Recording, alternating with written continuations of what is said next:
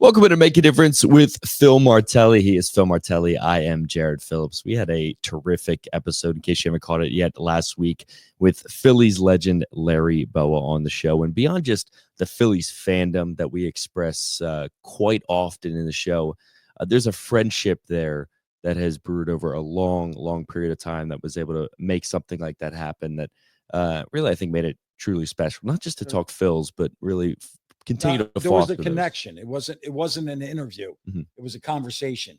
And that's been terrific all throughout the Make a Difference almost full year now, is that we've had conversations and not interviews. And it got me thinking about friendship and the description of true friendship. And I think it's, for whom will you answer a call? And who will answer your call? So it's 2:00 in the morning and you're coming home and you get a flat tire. And you know you can call how many people? When you're in high school, you think you could call 35 people. And when you have a flat, who would call you when they had a flat tire? And you think, well, 50 people would call me. But that's not the answer. The answer is, how many people do you honestly believe will show up at 2:00 in the morning in your moment of need, whether it's with a car or emotional, psychological moment of need? That's a true friend, right? Whom will you show up for? Who will show up for you? That's true friendship. And I think in high school, you think you develop what are real friendships. And for that moment in time, they are. But a lot of times it's well, you're in now, but now you're out. In college, those numbers start to dwindle. It'll be really interesting with our guest today, because we're going to talk to two young people getting ready to go to college. And hopefully they recognize this, that friendships don't just come from the activities you're involved in, but there are people that can change your life who are going to be on your different campuses. College changes that. And then adulthood, you kind of take a step back and get into your family. But the true friendships are out there, in that you can just pick up a conversation that maybe has been dormant for 6, 7, 8 months, but you can pick up that conversation. We are really fortunate to get Larry Bowa, terrific guy. But we can't let it pass that it was Cindy Webster, who in Philadelphia is the go-between so many times. Cindy Webster is a special friend to Larry Bowa, special friend to me, Judy, and so many in the sports world. She's involved in every charity endeavor.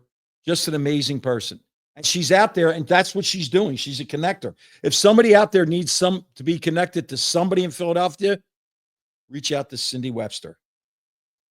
She's created so many memories. And then it started me to think. I sat in the church at St. Philomena's for the funeral mass of Tom Ahern. I met Tom Ahern when I was 12 years old. And I sat in the back of the church and I looked up, and there were 6 or 7 or 8, maybe as many as 12 people from my class, 1968, from St. Philomena's, there, because Tom Ahern was a friend. He was always there. When I was coaching at St. Joe's, he bought season tickets. He didn't let me know, and he didn't always hang around, but I would see him in the crowd and make the connection. The Markwood Club had a big gathering to celebrate Philadelphia basketball in Wildwood. Joe Rabzinski. I coached against Joe Rabzinski. He's the president. Steph Caridio. Steph Caridio's husband, Chris, is the coach at Widener, my alma mater. Steph is an instructor. She teaches my granddaughters in basketball. Katie Gardler, married to Chris Gardler. Katie, a Big Five Hall of Famer. They ran this Markwood Club. And what was the accent? It wasn't on basketball. It was on friendships. Bringing Hope Home. Tim Sherry put on a one-man show. Bringing Hope Home was the beneficiary. But when I went into that gathering, you could feel it. It was all friends. The opportunity to cherish and develop real relationships is all of ours. And it doesn't matter if you're 20 or 70. If you're going to college for the first time, embrace the opportunity that will be presented to create real friendship. It's beautifully said. The webs and the extended the network webs. that is developed for you, you're like so right on, man. yeah, The webs, that's the perfect word. And oftentimes they don't intertwine. I had an opportunity in the last week in a health club to introduce Gino Oriema to Don Selesky. Both are dear friends of mine, but they had never connected. And think about it. Stanley Cup champion, 12-time NCAA champion, connecting. Why? Well, hey, do you know so-and-so? And hopefully a relationship will develop from there for them. But real relationships, might have to make that a Martelli minute.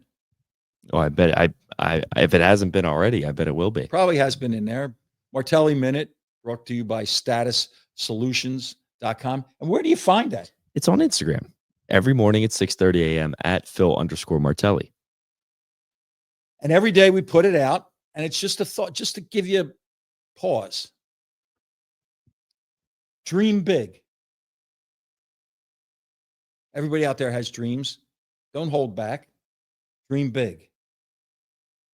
Project calmness by seeking to resolve all conflicts peacefully and permanently. No lingering disputes. Life is too short. Let all that stuff go. Now, don't just push it aside, but really seek to resolve those conflicts. Lead others with heart. Everybody out there, we've talked about this often, leads, everybody follows. When you lead with heart. Here's one. Cherish true friendships. So that was a Martelli minute. Cherish true friendships. Use positivity. Eliminate fear of failure. So many people walk around like walking on eggshells because they fear like they might fail. But you cannot fail that way if you're in a positive mindset. Think of the good. And then change your mindset from I can't to I will try. Very often, young people, I can't. I'm talking about grade school age. I can't do that. Change it. I will try. Because remember, your words to yourself matter. The Martelli Minute, brought to you by statussolutions.com. What's Status Solutions doing? Bringing safety through technology to all of our schools, all of our big businesses. Statussolutions.com. What do they do more than anybody else? They make a difference in our communities. Now we need you to reach out to them. Statussolutions.com. The presenting sponsor for the Martelli Minute every morning, 6:30 a.m. on Instagram at Phil_Martelli. I hope that our guests today are taking the Martelli Minute in, because I'm sure it's the advice that they could use. Well, they're getting ready for college. You need some other voices other than your professor and your coaches. And I'm really excited because, yes, there's statistics behind our guest, but there's substance behind our guests. And I'm going to be really excited because it's going to come out, the substance of these young people. I've been fascinated as I've watched the landscape of college basketball, both men's and women's, about people's perception of the elite player. And we have two elite high school players with us. And their schedules, since they were in the 9th grade, was a high school season, a spring AAU. The NCAA did a nice job of getting June high school tournaments. July was AAU events. And these young people are so extraordinarily skilled that they had an August period where they did exposure camps. That happened at the end of their freshman year. the end of their sophomore year, the end of their junior year. Now they have a successful senior year in high school, and a shock occurs. Our guest probably played 60 to 80 games a spring and summer for 3 years, and now they're making a transition to college. Workouts, lifting, some academic work, but really no games. So they have to make a social adjustment, an academic adjustment, an athletic adjustment. And they go from these superstars into developing players again, going in to a freshman year in college where they're going to make significant impacts at their program. Think of these numbers. Our guest today, one, averaged 14 points a game, 11 rebounds, almost 4 assists. Our other guest, 27.5 points per game, almost 7 rebounds, and check this, 2 steals a game. What's that tell you? In the conversation today about basketball, two-way player. But numbers are numbers. What makes it real for me is that they did it in Philadelphia. One at Roman Catholic, one at Audenried. They did their best to protect and to promote their family name, their school name, and themselves. And you know what else they share? Championships. One taking his game to Lafayette, the other young lady taking her game to Penn State. We're absolutely positively delighted to be joined by Shareef Jackson and Shayla Smith. Shayla, thank you for joining us. No problem. Thank you for having me. So Shayla, take us through your journey. How did you end up a high school All-American? Where did this all start?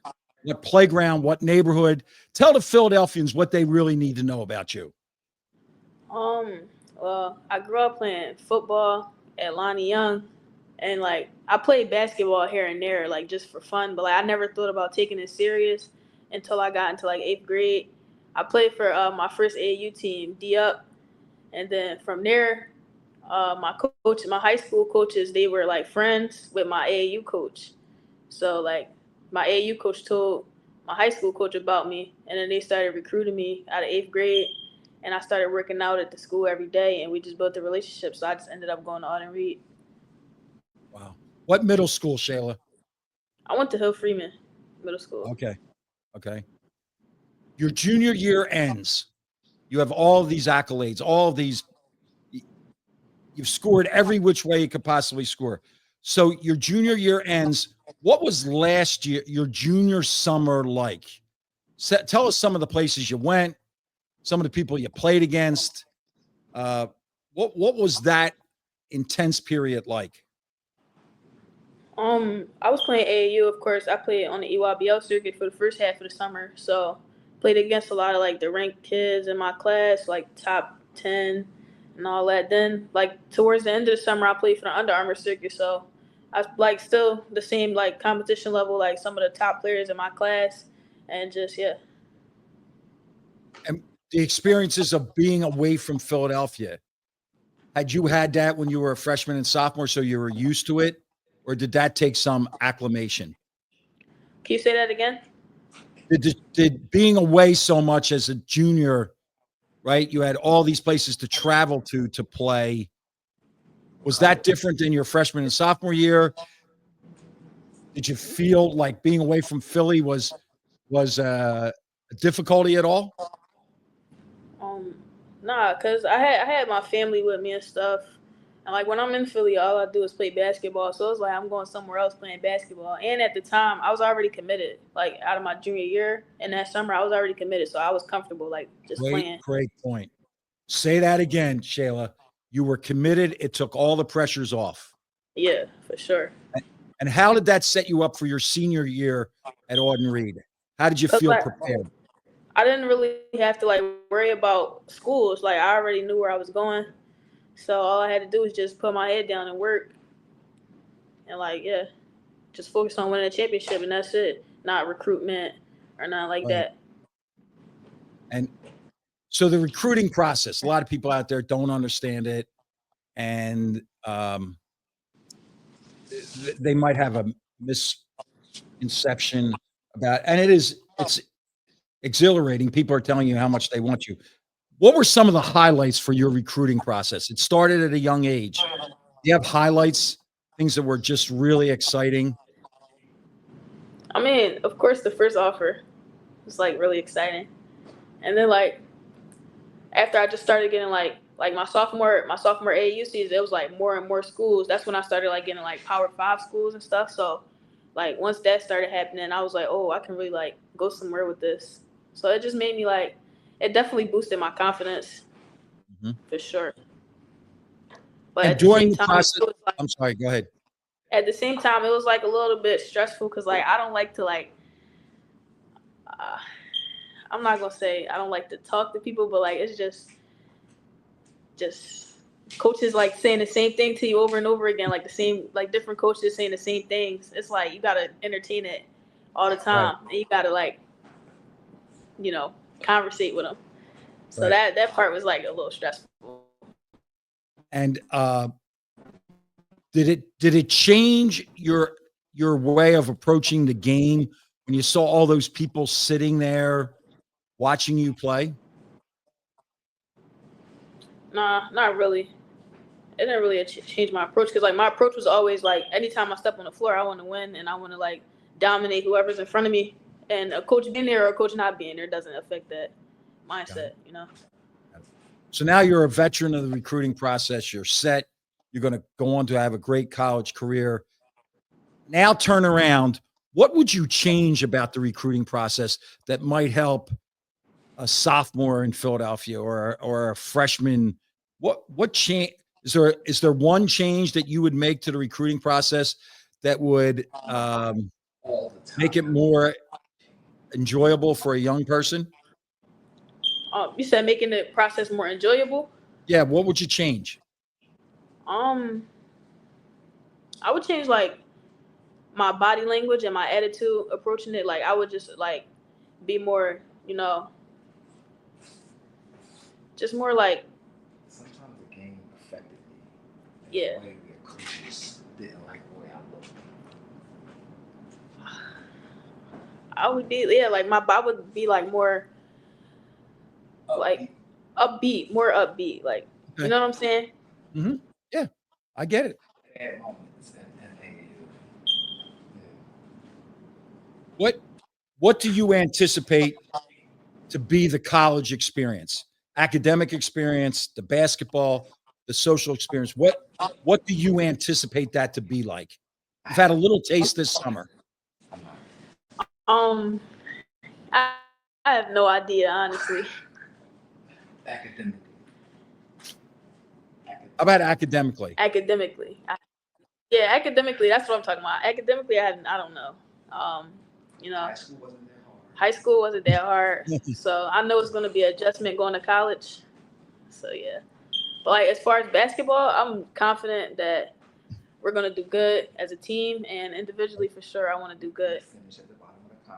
Yeah. We finished at the bottom of the conference. Well, Penn State finished at the bottom of the conference last year, and I'm confident that won't happen this year. You know. Right. Shayla, like the opportunity to kind of play in Philly, get this competition, to be all over the country on these circuits, does that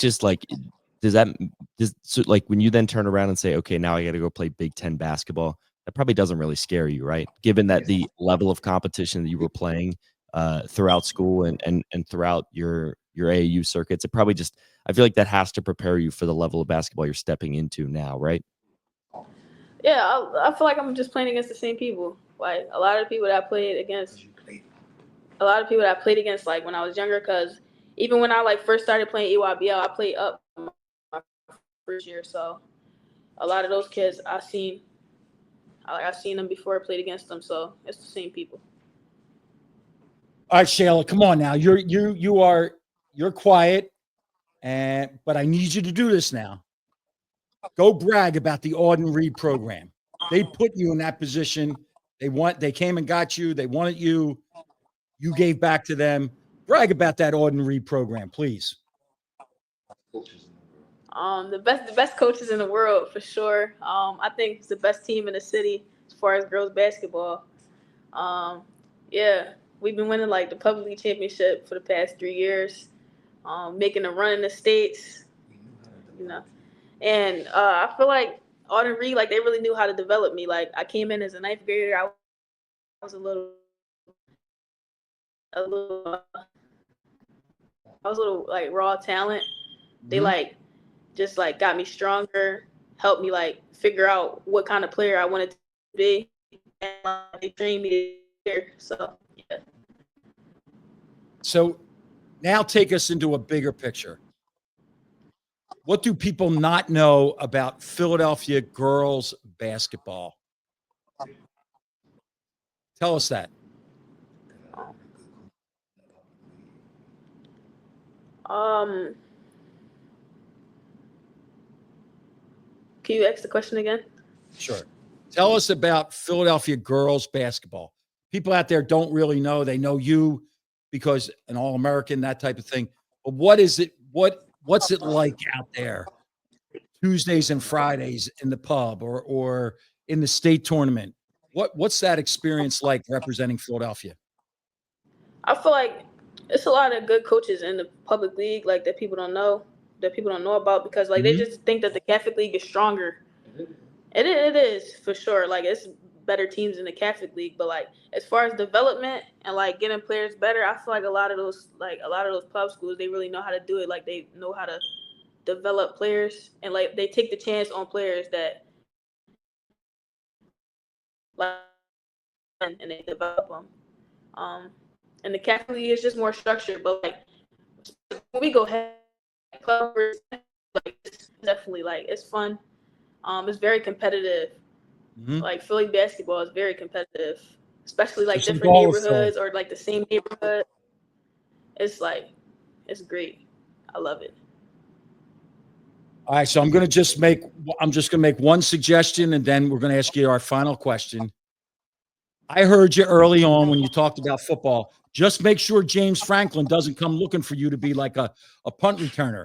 You know what I mean? Like you'd be the first female punt returner, D1. Those dudes are too big now, Shayla. Don't be messing with them.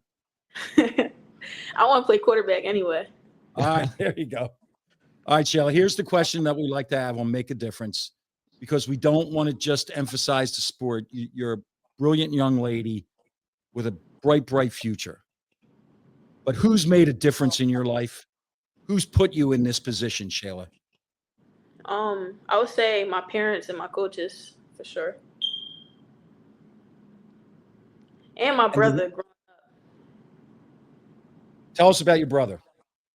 So he's like he plays sports like for fun, you know. But like when we were younger, like we were just competitive about everything, and I think that's what really like gave me that competitiveness, that competitive personality, and like everything I do, I just wanted to be the best at it. Cause like I grew up just wanting to be better than my brother at basketball, football, whatever. Family. Family made the Yeah, difference. for And they're sure. going to be with you through thick and thin. I heard you say they were with you on the circuit. Were with you on the recruiting process. So Shayla, we are so delighted that you joined us. Thank you, thank you, thank you. And you know what? Go rep Philly everywhere you go in the Big Ten. Final four. For sure. Final four. That's it. Thank you. Shayla, thank you so much. Thank you for having me. Bye. All right, Shareef, thank you for joining us. And we have a real interest in your journey, not just your Roman journey or your journey through your fabulous family. What got you to this point that you're ready to take on Lafayette? You're ready to take on the Patriot League. Take us through your journey growing up and basketball, how we got to this day with Shareef Jackson. Yeah, so it's funny you ask that because nowadays everybody tells me about like the success, about the making it to Lafayette, your journey. But like if you told 14-year-old me, right, when I was younger than 15, I didn't care for the game. I'm not gonna lie to you. Be when I was younger, well not 15, like 13 and younger, I didn't care, right? A lot of these other kids, they tell you like 13 and like 10, 11, they're always in the gym, everything. I didn't care, right? But I believe it was I was 14 and I had an injury. I believe it was like a torn ACL or something, and then I didn't really care because I was actually happy because back then I could sit out practice. I didn't have to play. I didn't care for the game. So but Mm. always remember this one game where it was it was just a regular game, our AU team, and we won, and we were driving back, me, my family, in my dad's car, right? And my dad back then had a Tesla, right? No Tesla. One back then it was like a really expensive Tesla, right? And I'm pretty sure a lot of people know, but my dad was in the NBA. So I think that moment was like just riding back then and realizing that like my dad, like I'm able to live with my family, my mom, my brothers, my dad are able to live with a pretty good life, because my dad cared about basketball, because my dad tried about basketball, because he put in the hours, put in the work, and it paid off, right? So I think that moment was really when I was like, that was the moment, I was like, oh, I really gotta get this, right? And especially now, and especially now caring about the game, but also having like my brothers who really cared about the game, and then having my dad who was an NBA player, that really helps me get to Roman, get to Mhm. Roman, get that starting spot, and then over time, and then eventually get that offer to Lafayette. And it's not just it was that will to take the game, but it was also that I had people around me that would help me, that were really successful in my journey all the way up to Lafayette. Wow. Wow. So now I'm going to take you. Your junior year ends at Roman. You're going into your junior summer. And how did your junior year high school lead you to your junior year AAU? And then how did that lead you into your senior year Yeah, from a so basketball perspective? the end of junior year was we had one, I believe we had one PCL. I Mhm. think so. Yeah, we had one PCL, lost lost in states. So it was coming off of that was a little of a high note. I mean, especially at Roman, I think it also has to do with like the pride of like the PCO, right? A lot of the kids didn't really think like the states was all that important. Uh, and I guess that might have rubbed off on me a little bit. But after that, coming into the AAU, I'm not gonna lie, it was that third year at Scholars was insane, right? It was unorganized. We had a bunch of issues, people leaving, people joining, practices were all over the place, right? So that was kind of like it was like from like a high note into a kind of like a okay, everything's crazy, everything's not working out as planned, everything people aren't showing up to practice, people are leaving, people aren't getting their minutes, right? Everything. And I was playing good, but like coming from Roman, where it's like 24/7 on the basketball team, you're organized, we have plays, everybody works, everybody tries as hard as they can, everybody's at practice on time, everybody's playing as hard as they can. That kind of put me in a sour mood. And especially coming into senior year when I was coming off a foot injury, I believe, an Right. ankle injury. That kind of like my senior year, I was like, all right, I'm gonna come out, I'm gonna play my hardest, gonna play as as hard as I want. And unfortunately, it didn't work out, right? Well, it didn't work out. We lost PCO and we lost states to Father Judge both times. So that was kind of also even more of a sour note, right? And especially tying into Lafayette, like people in high school, they'll tell you about college, right? But you hear so many different things. You hear people say, oh, it's like super hard. Or you hear other people say, oh, it's like super easy. You'll take it. It's going to be the easiest thing you ever done, right? And especially coming off of that loss after the senior year where I thought I could have played a Mhm. little better, right? Because we didn't get the win, and especially coming into Lafayette, it was those first couple of weeks, those first couple of summer practice where it was really like, okay, how is this gonna go, right? How hard is it gonna be, right? Are we gonna be running all day? is like a totally different step up than high school. It's like the same level. And coming out Lafayette that first 2 weekends really gave me the idea of like, all right, yeah, it's harder. It's college, right? It's gonna get harder. You're gonna have more challenges, but I've prepared for this, right? I've put in the time, I've put in the effort, and I think those 2 years at Roman, that junior and that senior, really helps me come forward and show my stuff up at Lafayette. Wow. All right. So the recruiting process. So you have a dad that was recruited. I recruited him. Yeah. You have a younger brother. He's starting that process. What were some highlights for you in the recruiting process? What were things that you really enjoyed? Yeah, so Lafayette was my not my second. It was my first, because my first like actual offer, my first real scout was from Princeton actually. And it was going well, but then because it's Ivy League, they didn't have a scholarship, so we would have to pay like 60,000. So it was immediately no, right? So my next two options was Bucknell, Lafayette, and San Diego. And the thing that really set Lafayette apart was that coach had a plan for me, right? And especially in this day and age where you have kids transferring for money, you have kids, coming, just showing up randomly because they wanted more minutes, or they leaving randomly because they played good and they want to go somewhere for the extra money. It was really refreshing to hear Coach McGarvey talk to me about like what he expects from me, what he has in store for me, because a lot of these other schools, especially Bucknell, was kind of like, yeah, you're really good, we'd love you at our school, but they never really told us like, yeah, how you want to play me, what the current team's looking like, especially Bucknell, because Bucknell, what this year they had two guys transfer, I believe, something around that. So I feel like if I had chosen that school, it would have been like uncertainty, right? Like coming in, just guys showing up, guys leaving. You might have playing minutes, or next, or like, and when you actually show up, some new guys there, right? But Lafayette coach told me, all right, first year we're gonna have you do this, this, this. Second year, if we worked on your shot or something else, right, we're gonna have you like this spot, this spot. So that was something that was what really drew me in Lafayette, as well as the education as well. But that especially, like, the we have a plan for you. We know what we want from you. Really helps set me in the right direction. The values come screaming through, right? We've Yeah. been in other situations in your values and the way you've been raised. Kudos to everybody here. So now you've been through this recruiting process. You have one phone call, Shareef. I'm going to give you one phone call. You're going to call the NCAA and you're going to suggest to them, as a brilliant young player, young student athlete, emphasis on student, what's one change you would make to the recruiting process that would make it more comfortable for families, for individual kids coming behind you at Roman or in the PCL? What would be one change?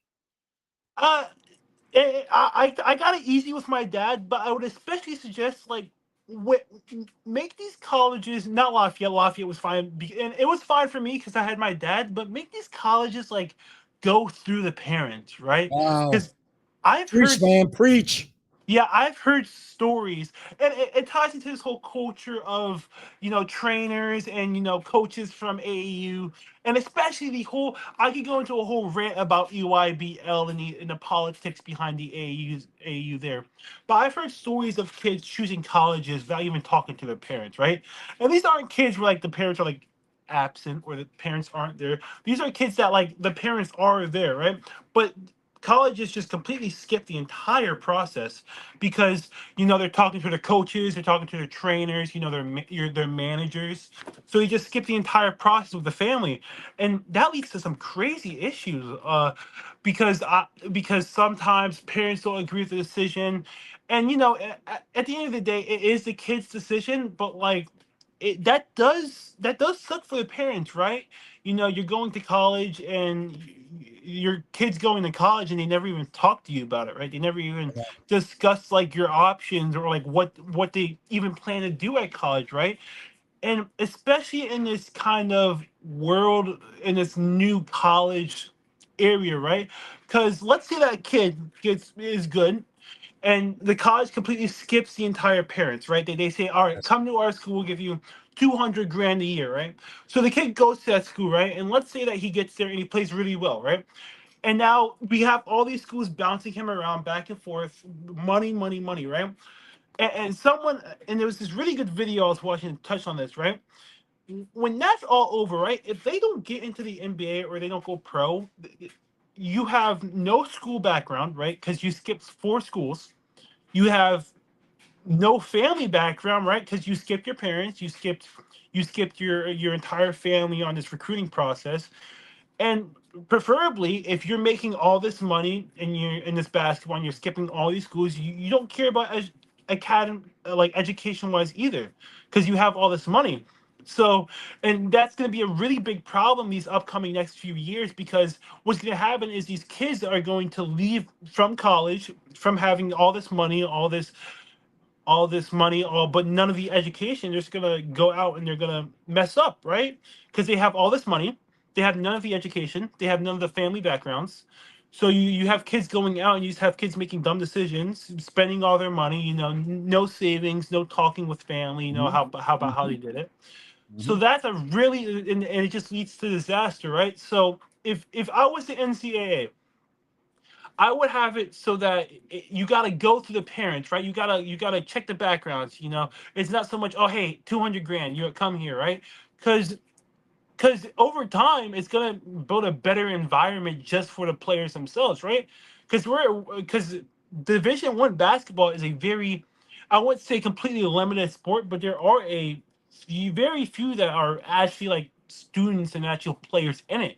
So if Mhm. you have most of your players and students like making bad decisions, doing bad things, it's just gonna end in disaster. Wow.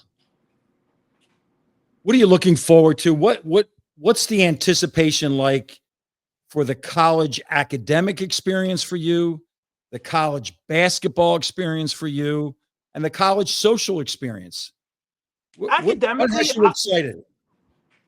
for academics, it's definitely like the specialization, right? Because and you're if you ask basically any high school student, they're gonna say the same thing. It feels like high school when you're learning, it doesn't matter, right? You learn like English, you learn math, you learn history, you learn language, and most kids are like, there's no point in it, right? They don't see the point. So coming into Lafayette and realizing, hey, I can make certain decisions, I can choose my classes, choose what I want to do, what my specialty is going to be. That's really what excites me, Mm. because it feels like I'm going to make like actual progress towards my overall dreams. Basketball wise is, yeah, I'm gonna be honest. It's actually being with guys who really want to win, right? And I'm not saying Roman wasn't like that, but I'm saying that at college, you're with the guys who were the best at their school. You were with the guys who had, uh, were special, right? They were the talk of their school, right? Number one player. And I feel like that's a really, really, really good environment, because at the end of the day, if you don't do good in college, you don't succeed. And I feel like that's especially important for just overall skill development and mentality. Because if you're going to practice, right, and especially in high school, you go to practice and you're the best player there and you just play and you win, right? You're Yes. not really learning anything. You're just going there to just win, win, win, right? But in college, it's my dad says it this way: iron sharpens iron.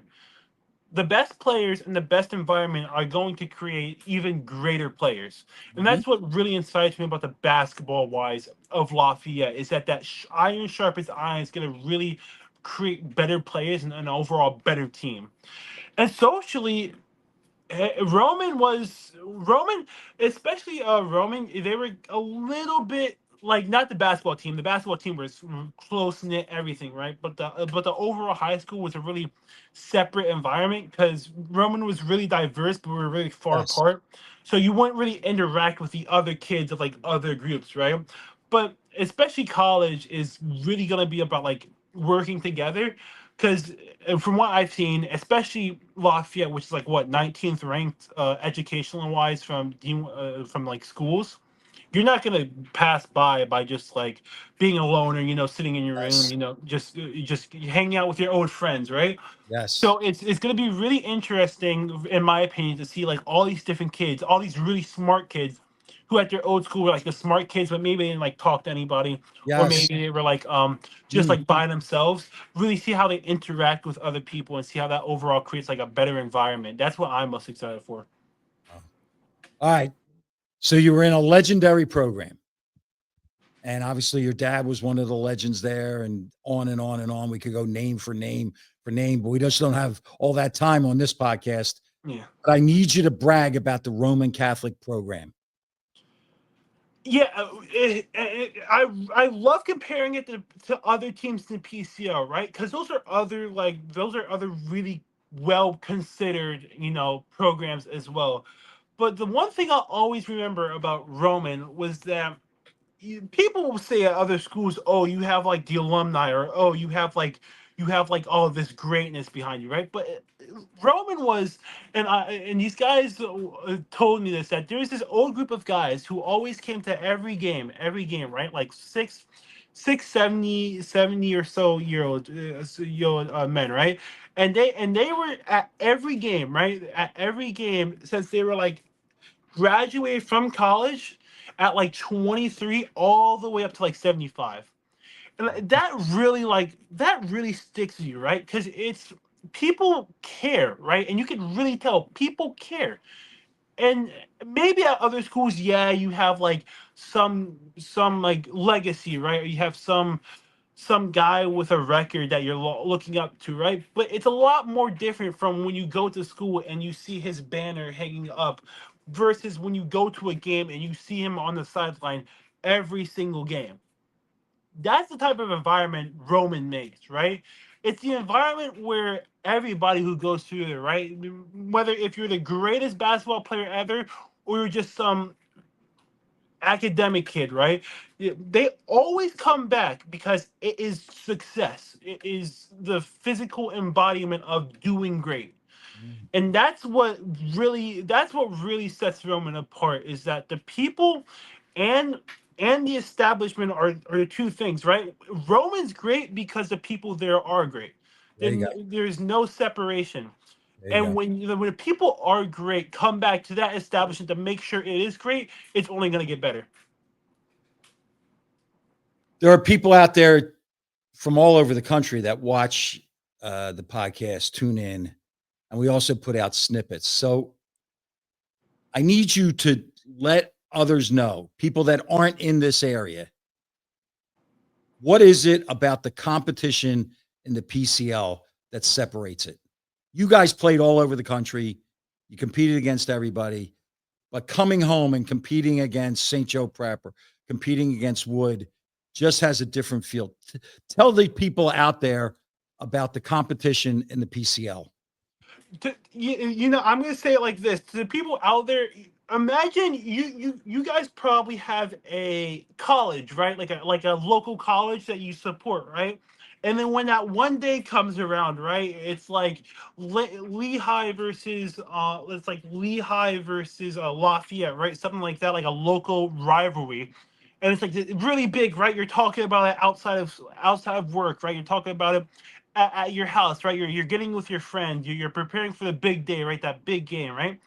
That's what the PCL is every single game, and especially with Philadelphia, right? You people not from Philadelphia, people not from like the general area, probably like turn on the news and hear about like the crazy stuff that's going in at Philadelphia, right? The people are crazy. I'm gonna be honest. The people at Philadelphia are crazy and they're rowdy, right? Those people are at every game, right? Every PCL game, all the challenges, all the rivalries, right? And they're crazy, right? And that's what really sets like that's what I really tell other people at the PCL, right? People always talk about, oh, Palestra, right? Go to Palestra, right?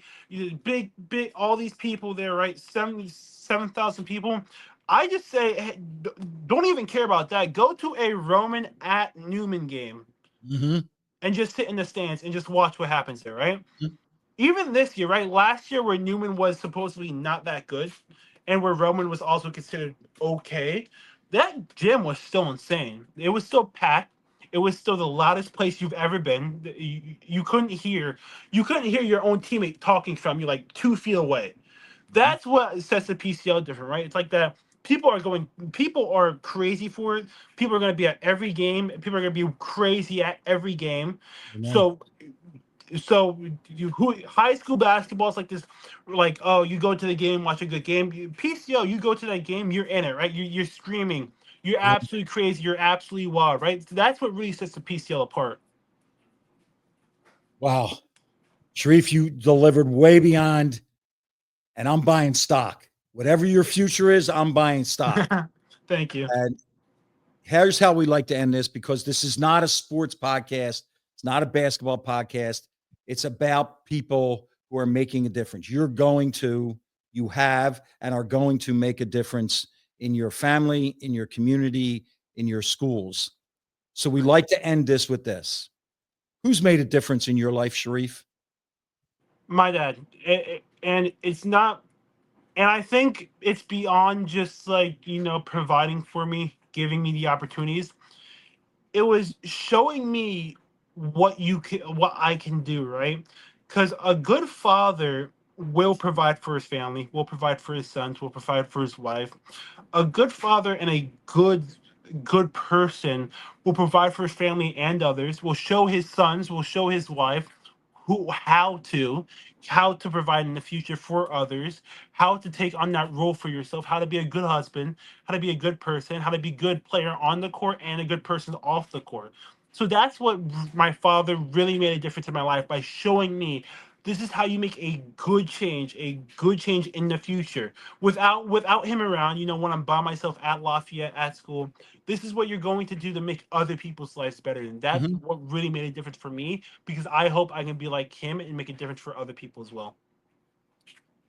Shareef, you hit it out of the park here. Thank you for joining us. We wish you the best of life, best of success at Lafayette. We'll be following you and we'll be rooting hard for you. Thank you for having me. Shareef, thanks so much, man. Appreciate you. Thanks. Our thanks again to Shayla Smith and Shareef Jackson, Wow. two wonderful, wonderful young student athletes that are going to make a massive impact at their programs. And couldn't you feel the Philadelphian in both of them? Oh, absolutely. That was really special. I'm glad that, and we thank them, because it took some maneuvering to make sure that the timing was right. They finished like their summer indoctrination, and now they're getting ready to be full-time students. And it wouldn't surprise me if Shayla is returning punts, even though she wants to be a quarterback. But where have I been? Where in the world is Phil Martelli? Well, I've had some family time, which is great. And dinner with Gino Auriemma was special. I stopped by the Tim Fest featuring Tim Sherry for Bringing Hope Home. Talked about that earlier, about friendships. Spent a lot of time. The Philadelphia Coaching Academy, we're just about there. We have dates all set, locations all set. We're waiting on one before we do a big blowout of that. And I did scheduling sessions, because coming up, I'll have an opportunity to talk with the Marple Newtown school staff, Haddon Township leadership staff, Ben Salem staff, and the Phillies. Jameer Nelson and I will be with the Phillies on August the 19th. Stop the Stigma. It's their monthly program that attacks mental health, right? And mental wellness, right? They don't attack the mental wellness, they promote mental wellness. Jameer and I will be able to do that against the Seattle Mariners. We've been invited to batting practice and probably have to check in. I'm a little bit concerned right now. Bryce Harper's a little bit off. Maybe my appearance will help him get straightened out. I'm a little worried about your mental wellness if they don't win that series against the Mariners, and you have to go there and speak on mental wellness, and that will be. You're going to be the one, flying off the handle. That will be a challenge. That will be a challenge. So where I've been, it's starting to amp up. You can feel it. It's nothing compared to where I will be. Let's hear it. Well, I'm going to drive Philip Stephen, my grandson, from Avalon, New Jersey to Washington, D.C. to meet his family for VCU Day at the Nationals game. I'll be staying for the Friday night Nationals versus Phillies game. Excited about that. Coming back, regrouping, Pocono Invitational, the Bob Hurley camp. I'm going back there to speak. Excited to see the best basketball coach in all at any level, and Bob Hurley. And then I'll speak at Marple Newtown. Talked about that. Speak at Haddon Township. Then at Phillies. Then Ben Salem. And then I'll travel. I'll travel to Charlotte, all in the next week. And I'm going to present at the Larry Shyatt Basketball Clinic for coaches, all level coaches. And we're presenting as father-son. Philip and I will be talking about, I'm going to cover some practice.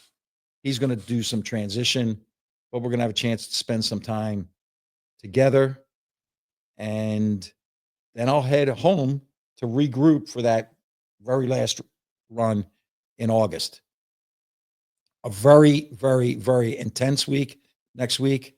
We want to wish good luck to all of the school teachers going back, all of the administrators.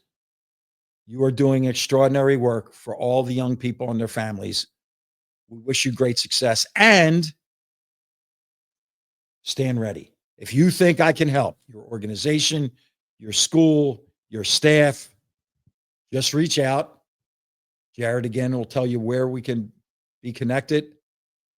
But make a difference next week. We're going to take a tilt to the pigskin. I'm excited for it. I don't know. I know you. You're wound up, but you're going home for this one. We can we'll tease it. I don't know if we're gonna not ready let it rip just yet, but that one will be quite a bit of fun. Getting back to my roots a little bit, but still staying in the greater Philadelphia area, which is always I think makes the most interesting angle of this is how do we get the pigskin going in Philly again? You know, how do we make football exciting in Philly again? I'm kind of giving it away, but Saturday football, not Sunday football. Yeah, exactly. We know exactly what happens on They Sundays. only had these days. 65,000 people at an open practice. Yeah, exactly. But if you are looking to get in touch with Phil to help him make a difference, he's got a lot of school talks ramping up already as it is. You can head on over to pnjmakeadifference.com. We are at Make a Difference Pod on Instagram, TikTok, and YouTube, at Make a Diff Pod on X. Make a Difference with Phil Martelli on Facebook. If you are watching the show on YouTube, feel free to like and subscribe. And if you're listening on Spotify or Apple Podcasts, go ahead and give us a 5-star rating. That Martelli Minute is every morning at 6:30 a.m. on Instagram at Phil_Martelli. And that's free. There's nothing there. There's no negotiating right there for you. Right there. But I would love to be, and a number of people I've reached out in the last 2.5 to 3 weeks. Companies have reached out on makeadifference.com. So thank you for that, and hoping that we can get all of these things connected so that there's a very, very energized period in September, October, before the hoop season starts in November. That's exactly right, because once hoop season comes back, we are ramping it up to a level that we haven't seen yet on the show. No, and I don't think we've taken our foot off the gas yet, but it's going to get pretty exciting as basketball season rolls around. But I like the little bit of football teasing, we're getting in there here before we really get to October, November, and hoops. And I feel like we're not going to ignore October and what happens in October. There's absolutely no chance that's going to happen. You wouldn't allow it, but it's starting to look really good. I think that. Let's go. Yeah, I'm starting. I don't know. I'm starting to turn a corner. I thought maybe they just weren't quite there. Didn't like a piece or two short, but they're looking really good right at the right time. Really going on. Well, it's the right time because the Mets went into the tank, but you have to keep winning series, win series. And not that I checked, but the magic number is down to 38. Don't you start counting now? You've been counting since game one. So. Yes, I have. Yeah. Go Phils. Absolutely. Go Phils.